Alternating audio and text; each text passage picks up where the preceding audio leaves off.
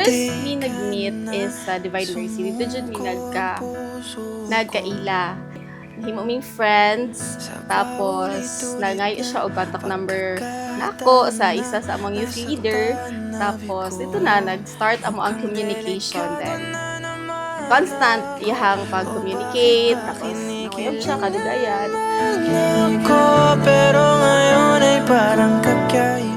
Bing, love, langga, nagi.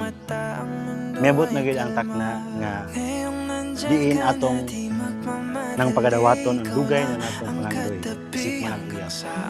Mao ang sakramento sa kami. Kaslo na gid.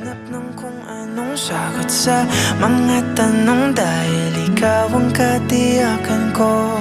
Hindi na Consistent jud siya sa iyahang mga efforts, sa iyahang acts of service, and sa iyahang kabuutan o pagka-caring. So, mao to, we've reached 7 years until now. Nandiyan mi sa new chapter sa amo ang life, and I look forward to more wonderful years with him.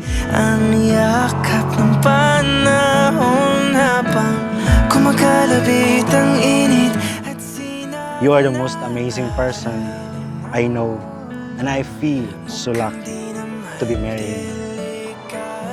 Kanang luyo sa akong kalapasan, gihatagan gyapon ko sa Ginoo sama lutan mapinanggaon nahigog maon manggihatagan baw sa tanan ng serbisyo diha sa sambakan sa atong ang katabi hanggang sa ang buhok ay pumuti. God has been faithful, and this new chapter is one of God's answered prayers to both of us. I'm so happy na ikaw ako ang ma-partner, ikaw ako ang husband-to-be, and ikaw ang ako ang forever. Kasi kung meron mang kulay ang aking nagsisilbi ng love, ikaw ay dilaw.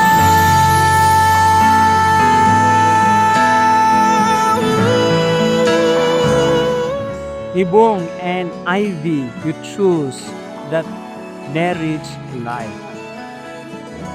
And so, puy-anin nyo ang kinabuhi namin nyo. Inyo hagyod ng panindigan because it is a vocation. Mao na ang imong gipili.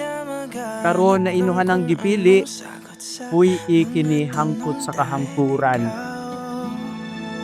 Ngayon na dyan ka na, ikaw lang katabi hanggang sa ang buhok ay pumuti.